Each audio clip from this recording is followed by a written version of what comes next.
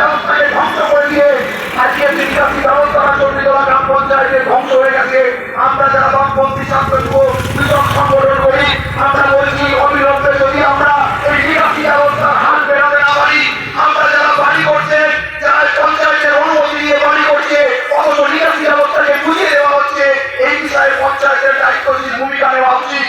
বর্তমানে আজকে আমরা বামপন্থী সংগঠনের পক্ষ থেকে পঞ্চায়েতে দাবি করছি, কিন্তু আমরা যে কথা দাবি করেছি অতি বড় তৃণমূলের সমর্থক, বিজেপির সমর্থক যারা আছে তারাও বলতে পারবে না এই দাবিগুলো। আমরা অযৌক্তিক দাবি নিয়ে আমরা পঞ্চায়েতের আজকে ডেপুটেশনে অংশগ্রহণ করছি।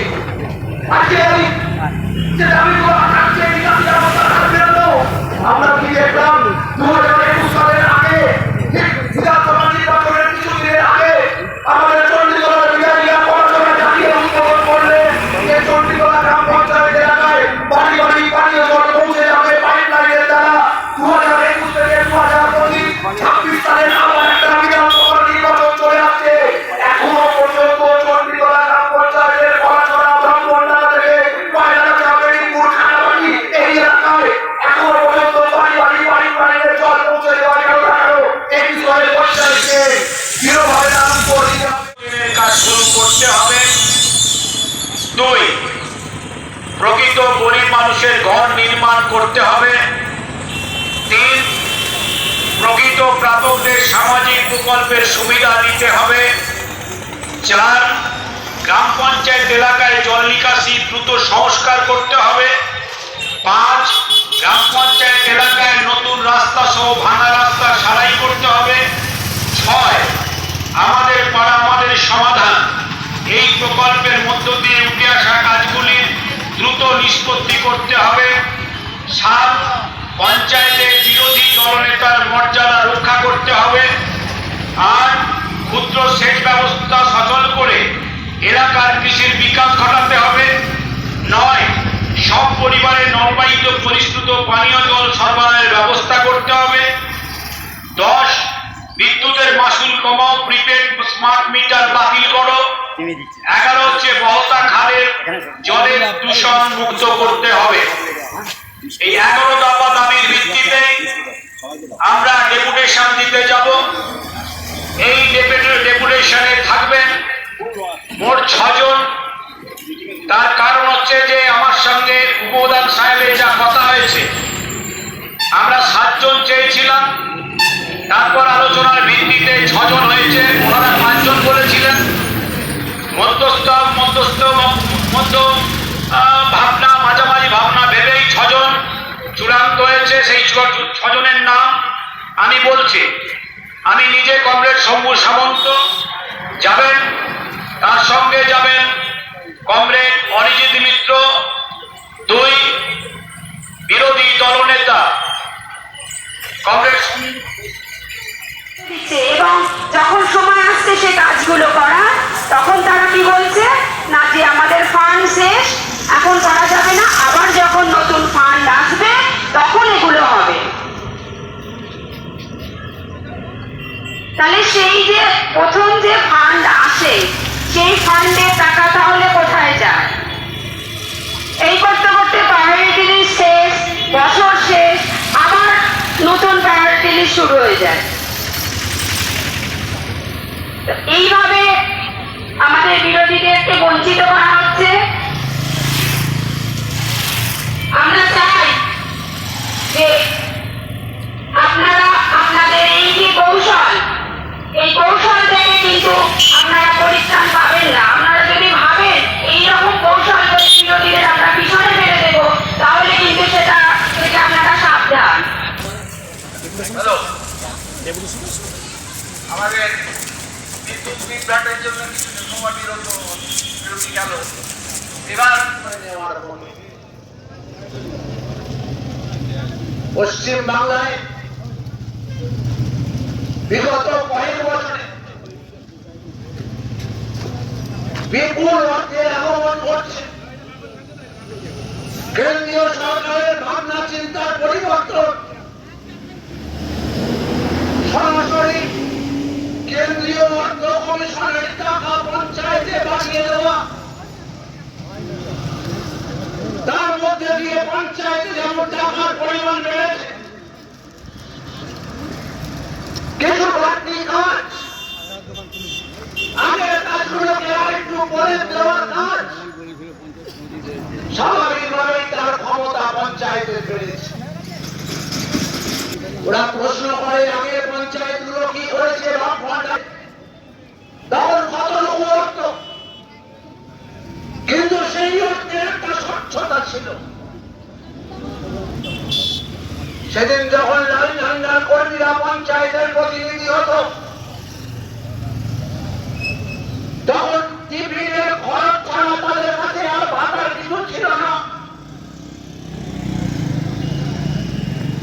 সেদিনকে পঞ্চায়েতে দাঁড়িয়ে পঞ্চায়েতের প্রধান উপপ্রধান হয়ে অবস্থার পরিবর্তন ঘটে যাওয়ার মতো এত সংকীর্ণ লজ্জাজনক মানসিকতা বামপন্থী কর্মীদের নেতাদের ছিল না। আর 14 বছরে সারা পশ্চিম বাংলা জুড়ে তৃণমূল কংগ্রেসের যারা পঞ্চায়েতের প্রতিনিধি, প্রধান উপপ্রধান, তাদের জীবনযাত্রা, হাল জীবনযাত্রা মানটাই পাল্টে গেছে। আজকে গোটা তৃণমূল কংগ্রেস দাঁড়িয়ে আছে জমিদার আর প্রমোটারদের উপর নির্ভর করে। যত অসৎ উপায়ে জমি দখল করছে, চোখ লাগাচ্ছে, ভয় দেখাচ্ছে, প্রমোটারি করছে, বিপুল অর্থের মালিকানা, সেই অর্থের একটা অংশ ইনভেস্ট করছে ভোটের রাজনীতিতে। আজকে তৃণমূলের কর্মীরা হচ্ছে ভোটের ব্যবসায়ী। সারা বছরের 5 বছরের রোজগারের একটা অংশ আমার পাড়ায় পাড়ায় মিলিবন্টন হবে ভোট কেন্দ্রের জন্য। ওটা হচ্ছে ভোটের ব্যবসার ইনভেস্টমেন্ট। মানুষকে টাকা দিয়ে তাকে ভুল বুঝিয়ে তার গণতান্ত্রিক অধিকারটাকে আদায় করে নিয়ে যদি 5টা বছর পঞ্চায়েতে আবার ফিরে আসা যায়, তাহলে আবার একটা বিপুল সম্পদ আমরা তৈরি করতে পারব। কিন্তু মানুষের অধিকার, মানুষের জীবন জীবিকা, যেটুকু সুযোগ সম্ভাবনা গ্রামের মুখে ছিল, তাকে চৌকাট করে দিচ্ছে তৃণমূল কংগ্রেস। শুধু নিজের দলের কিছু বিধবা লোকজন, তাদেরকে নিয়ে এই সমস্ত অনৈতিক কাজ। এই যে জনাই বেসিন খালের কথা বলছিল, দাবিতে আসে আমাদের ডেপুটেশন। কি অবস্থা হয়েছে? চণ্ডীতলা যারা জমি দালালি করে সব তৃণমূলের নেতা, কোথায় সেই খালটা? আমরা জনাই গ্রাম পঞ্চায়েতে এবার 4,80,000 টাকা একজন ব্যবসায়ীকে ধরে আমরা বাধ্য করেছি ওই জনাই বেসিন খাল। আমি আমার জীবনে কখনো জনাই বেসিন খালে এমন জল প্রবাহিত হতে দেখিনি।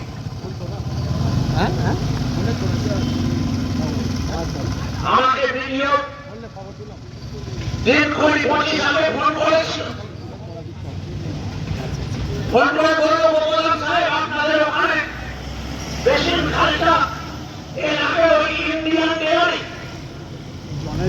ওই ইন্ডিয়ান ডেয়ারি থেকে মাসে 1,000 টাকা তোলা করে এই চণ্ডীতলা নেতারা।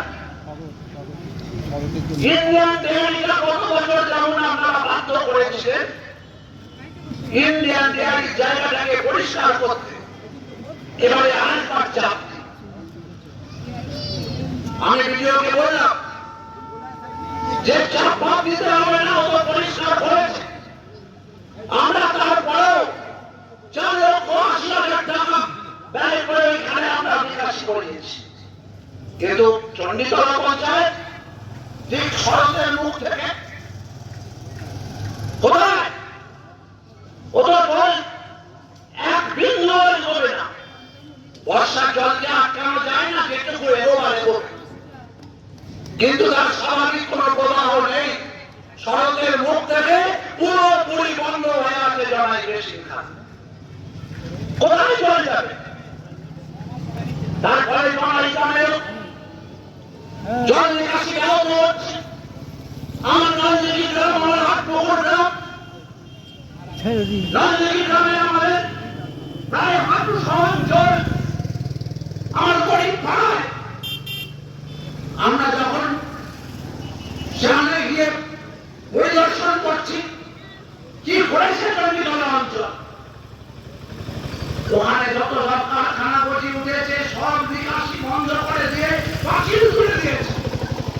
চণ্ডীতলা পঞ্চায়েত কি চোখ চেয়ে ঘুমোয়? যে গ্রামের নিকাশিকে বন্ধ করে দিয়ে তাদের ব্যক্তিগত স্বার্থকে পূরণ করবার জন্য এই ন্যাক্কারজনক ভূমিকাকে ধিক্কার জানাতে হবে।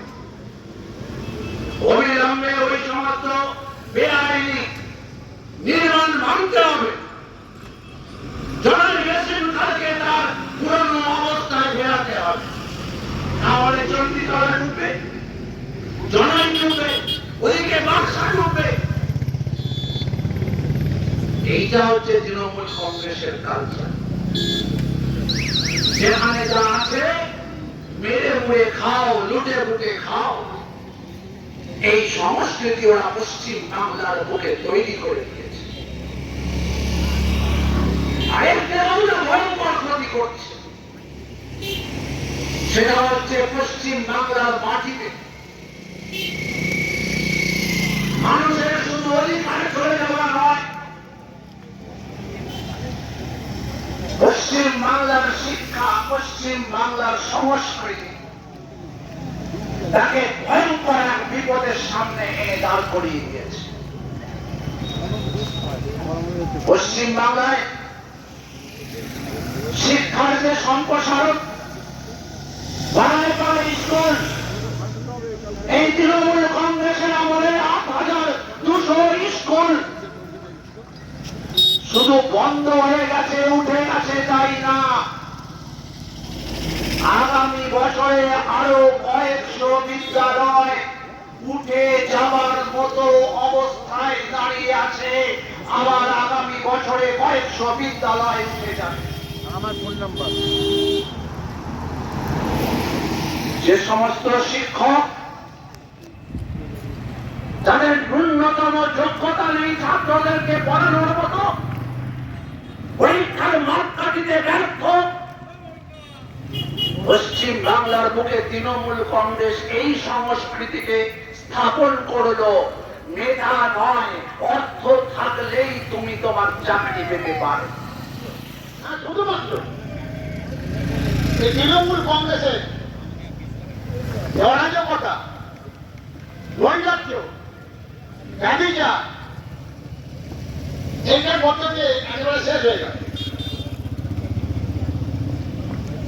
কোন মানুষের কাজ নেই। গ্রামের মানুষের যাদের স্থায়ী আয় নেই, সরকারি বা বেসরকারি প্রতিষ্ঠানে মাল পাইলে চাকরি করেন না, তারা কি করে সংসার চালাচ্ছে?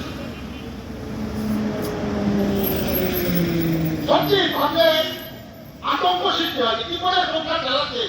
বাজারে এই দরদাম, এত চালের দাম, এত ডালের দাম, এত তেলের দাম, একটা অসুখ হলে ডাক্তারখানায় গেলে ১,০০০ টাকার পর চিকিৎসা হয় না। দুর্নীতি অবস্থা মানুষের, কি করে মানুষ সংসার নির্বাহ করছে। হ্যাঁ, একটা সময় পর্যন্ত এটা চলবে, তারপর এটা দাঁড়িয়ে যাবে, আর এটা চলতে পারে না। মানুষ ঋণগ্রস্ত হয়ে যাবে। আমাদের রাজ্যের ৭২% তারা পুরো ঋণের জায়গায় রয়ে যায়। মহাজনের ঋণ, মাইক্রোফিন্যান্সের ঋণ, এবং এই গায়ে গায়ে যে সেলফ হেল্প গ্রুপগুলো আছে মেয়েদের,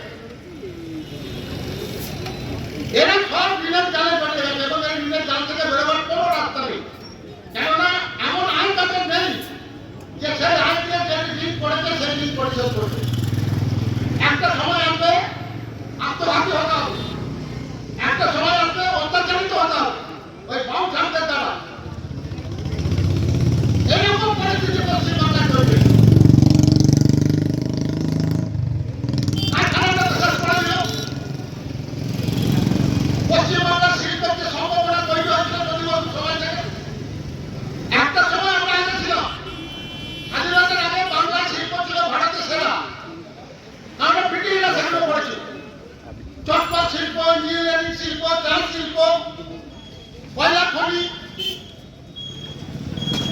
এসব মিলিয়ে পশ্চিমবাংলা ছিল ভারতবর্ষের শিল্পের সামনের দিকে। সেই পরিমাণ নেই। ওই পুরাতন শিল্প নির্মাণের দিকে থাকতে পারে না, কালের নিয়মে, প্রতিযোগিতার নিয়মে। তাহলে নতুন বিনিয়োগ চাই, নতুন টেকনোলজি চাই, নতুন উদ্যোগ চাই, যে পুরাতনের জায়গা দখল করবে। সেই জন্যই তো যে আমাদের রাজ্যের ছেলেমেয়েদের যদি কাজ দিতে হয়, তাহলে বামফ্রন্ট কি করেছে? এই কথা বলে 34 বছরে, 34 বছর না হলে এতদিন মেয়ে খেয়ে থাকা যেত। এত লুট, এত টাকা কোথেকে আসছে? কে টাকাগুলো দিচ্ছে? বামফ্রন্ট যে সম্পদ তৈরি করে দিল, জনগণের হাতে যে টাকাটা ছিল, সেই সমস্ত টাকা লুট হয়েছে। কখনো সারদার নামে, কখনো রোজধানীর নামে, কখনো আফগানিস্তান নামে, আর সব জায়গায় ঢুকাচ্ছে ওরা। একটা জায়গা নেই যেখানে নেই। এই টাকা লুট হয়েছে, আর বামফ্রন্ট সম্পদ তৈরি করে গেছে। এই যে পঞ্চায়েত অফিস, এই পঞ্চায়েত ছিল একটা জালি ঘর, সামরিক পঞ্চায়েত অফিস, তুলসী বাবুদের জমি, প্রধান মিত্রদের, ধনী মিত্রদের জমি। সেই জমি পঞ্চায়েত করে নাম করেছিলেন। এইরকম শুধু চণ্ডীতলায় নয়, সারা রাজ্যে যত পঞ্চায়েত আছে জনগণের দেয়া জমিতে বামফ্রন্ট সরকারের উদ্যোগে গায়ে গায়ে একটা বিল্ডিং তৈরি হয়েছে। জনগণের পঞ্চায়েত, উপরিবাসের পঞ্চায়েত, পরিচালিত পঞ্চায়েত, গণতন্ত্রের পঞ্চায়েত, সব জমি জনগণের দানকৃত জমি।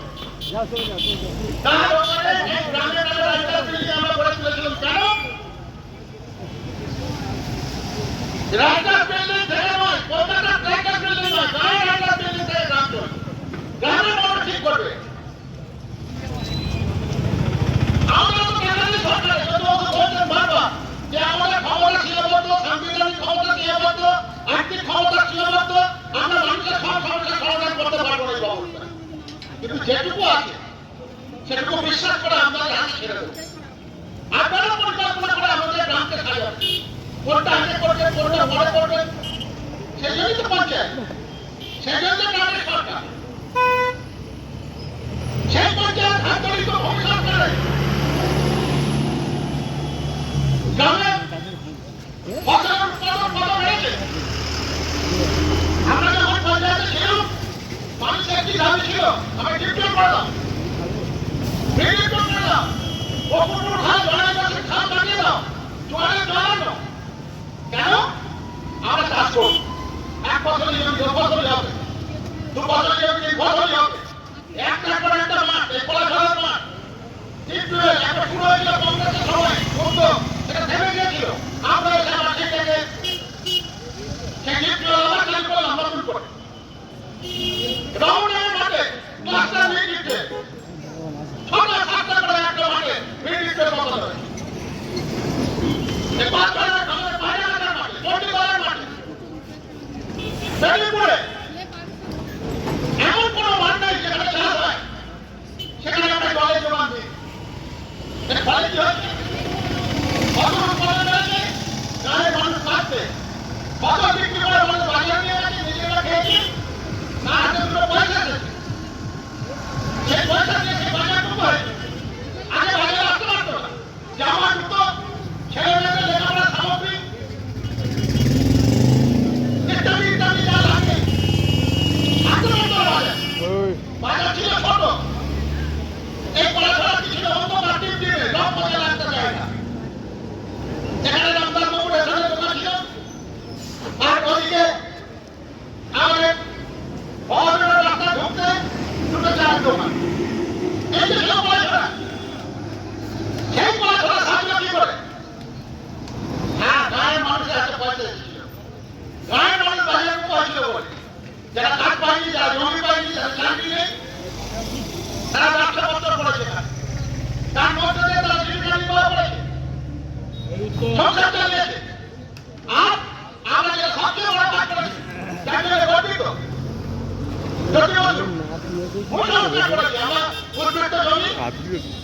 চুরি করে রাখা জমি 11,87,000 একর জমি আর 30 লক্ষ পরিবার বন্টন করেছে গরিব মানুষের 10 কাঠা 1 বিঘে 2 বিঘে জমি গরিব মানুষকে বিলি করা আর পেয়েছে যারা তফসিল জাতি উপজাতি সংখ্যালঘু সম্প্রদায়ের মানুষ যারা একেবারে নিচে পড়ে আছে তারা পেয়েছে। আর তার সঙ্গে হাতে বড় ইয়ে পঞ্চায়েত এলো শেষ বামফ্রন্ট সরকার সমবায় করে তুললো সমবায়ের মধ্যে ঋণ ছাড়ের ব্যবস্থা বীজের ব্যবস্থা গায়ে গায়ে বিদ্যুতের ব্যবস্থা লিফটে চলে না লিফটে চলে না যদি গায়ে বিদ্যুৎ না থাকে মাঠে মাঠে বিদ্যুৎ শুধু পানি বিদ্যুৎ নয় মাঠে মাঠে বিদ্যুৎ নিয়ে যাওয়া হয়। এইভাবে পশ্চিমবাংলা পঞ্চায়েতের হাত ধরে আমরা ফসল উৎপাদনের প্রথম হয়েছি ধান উৎপাদনের প্রথম যখন কংগ্রেস চলে যায় আমাদের রাজ্যে ৭৪ লক্ষ মেট্রিক টন ধান উৎপাদন হতো আর আমরা যখন বামফ্রন্ট সরকার আছি ১,৭৪,০০০ মেট্রিক টন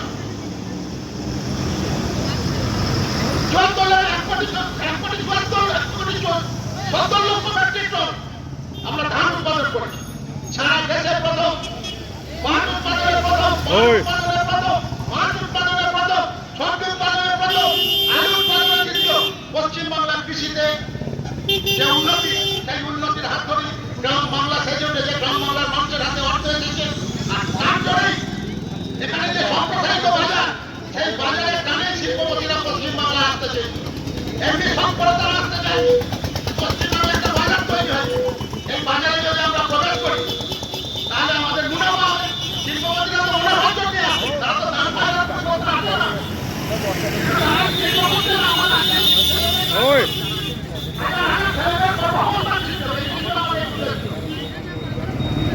এই শিল্পকে ধ্বংস করে দিতে দিনাজ হোক ত্রিপুরাই হোক নন্দীগ্রাম নয়াগড়ি হোক শালবনীতে হোক রঘুনাথপুরে হোক ডানকুনিতে কত বড় প্রজেক্ট ২০০০ প্রজেক্ট ৪০,০০০ কোটি টাকা প্রজেক্ট ৬৯ কোটি সমন্বয় তৈরি হতো সঙ্গে ৩ গুণ বড় একটা শহর গঙ্গার যা আছে পূর্ব পারে পশ্চিম পারে গঙ্গার কোনো বড় শহর নেই এই আমাদের হুগলি জেলার ডানকুনি হতো পশ্চিমবাংলার অন্যতম বৃহত্তম শহর সেই শহরের সবকিছু একটা আধুনিক শহর এখানে গড়ে তোলার পরিকল্পনা করা হয়েছে এইভাবে গোটা রাজ্য জুড়ে কর্মসংস্থান মুখে উন্নয়ন মানুষের হাতে পয়সা আছে মানুষ রোজগারের মধ্যে যাবে স্বাবলম্বী হবে তার মধ্যে দেশে নিজেরটা বুঝে নেবে হকটা বুঝে নেবে অধিকারটা বুঝে নেবে এটা ছিল বামফ্রন্টের উদ্যোগ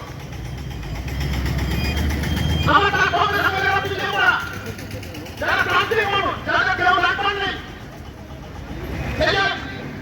ভাতা বিধবা ভাতা বার্ধক্য ভাতা কৃষি পেনশন মৎস্যজীবী পেনশন বন্ধুজীবী পেনশন শিল্পীদের পেনশন আমরা অনেক করতে পারি কিন্তু পথে ছিল বামফ্রন্ট এই প্রান্তিক মানুষ যখন আর থাকতে পারছে না দেখাতেও নেই তার কাছে গিয়ে দাঁড়াও এইভাবে একটা প্রগতিশীল জনমুখী নীতি নিয়ে বামফ্রন্ট সরকার পশ্চিমবাংলায় আমরা পরিচালনা করেছিলাম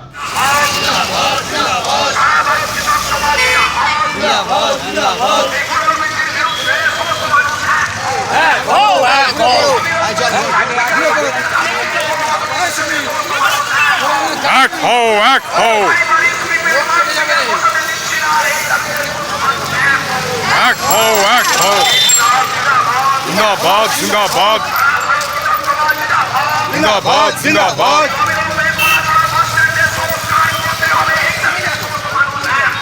act ho act ho act ho